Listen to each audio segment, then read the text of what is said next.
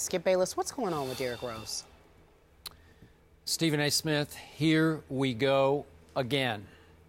Another bizarre night for Derrick Rose and another bittersweet night for Bulls fans because they watched their team at Toronto, Eastern Conference contender, we'd have to say, at least an upstart. Bulls trailed by 7 at halftime. Then they came out in the third quarter and blew the Raptors off their own court, 35-14, then hung on to win by 7 points. But as we all now painfully know, Derrick Rose appeared to turn his left ankle as he drove down the lane with about 2 minutes left in the game. Limped to the bench. Rachel Nichols on TNT reported that no trainer or doctor even appeared to talk to Derrick Rose, who just immediately sat on the bench, basically shaking his head. Joakim put his arm around Derrick Rose as if he were really hurt, unclear what was going on. Then he later said, as we just saw in the postgame, he had a cramp in his hamstring. I don't know what it means. He said it's minor, but he doesn't yet know if he'll be able to go next game. So, once again, the question looms, just how hurt will Derrick Rose play? Because in his pregame remarks to Rachel Nichols, he did not take back or even begin to soften his comments about how he will protect himself during his career for his life after basketball. He doesn't want to injure himself to the point that it will restrict him from walking after his basketball career is over. He said he was just being real and just being honest and just being himself.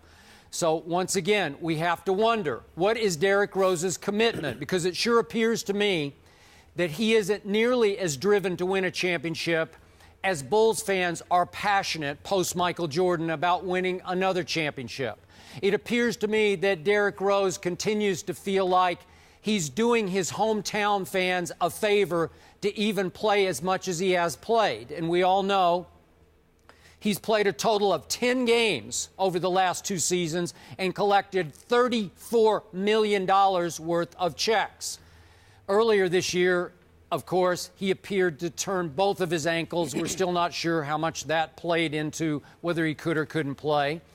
And now I have to wonder once again, Stephen A., was this young man born to play a game that he doesn't really, really love playing, at least at an NBA championship level? Does he really, really care about winning the way Bulls fans want him to care about winning when he's making $34 million?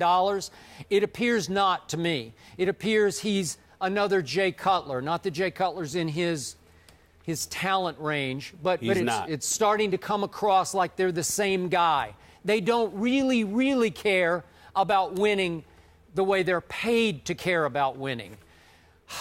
That's my take on what happened last night.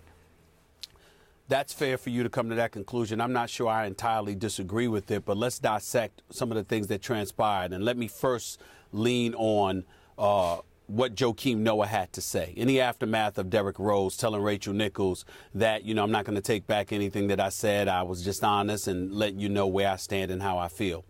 Joakim Noah is somebody that should be profoundly respected because he's all about heart, guts, and grit. As Brian Windhorst accurately pointed out on SportsCenter this morning, Joakim Noah has knee issues. The operative procedure that he had in the offseason didn't end up as ideal as he would like it to be, and it's something that can compromise him career-wise down the road. We're not sure about that, but that certainly appears to be a concern. But when Joakim Noah steps out on the floor, you don't hear much about him because you know beyond a shadow of a doubt that he wants it and he wants it bad. Everything that he does, everything that he, oozes out of his body, you could just tell he wants it and he wants it bad. Which brings us back to his comments in defense of Derrick Rose. What Joakim Noah is going to have to realize is that he's one of the primary reasons why people are coming down hard on Derrick Rose.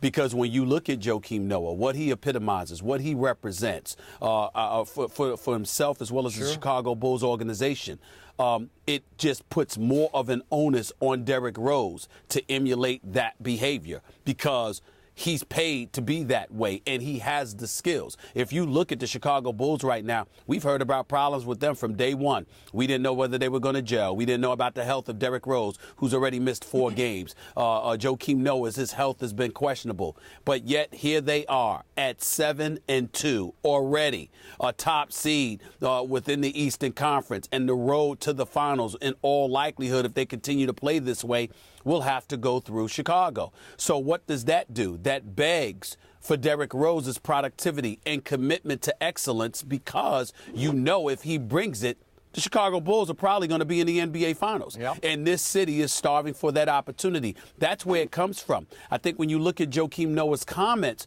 I think that he's sort of misrepresenting what people are saying about Derrick Rose. And I say that respectfully because I got nothing but love and respect for Joakim Noah. I mean, he's what it's all about when you talk about NBA basketball in terms of heart, grit, and commitment. But he's coming across as if people are trying to say that Derrick Rose is either faking injuries and he's not working hard. Nobody is accusing Derrick Rose's injuries of being anything less than legit, nor is anyone saying that he doesn't work his tail off to get back on the court to play at a very high level. And when the injuries on the court actually do take place, we saw him twist his ankle. We saw him twist his ankle against Cleveland in Game 2 of the NBA season. We've seen all of these things. No one's questioning that. What they're questioning is whether or not you are okay with it, because your comments seem to give the indication that if you can't play, well, that's just the way it goes. Yeah. It's no big deal. But it's a very big deal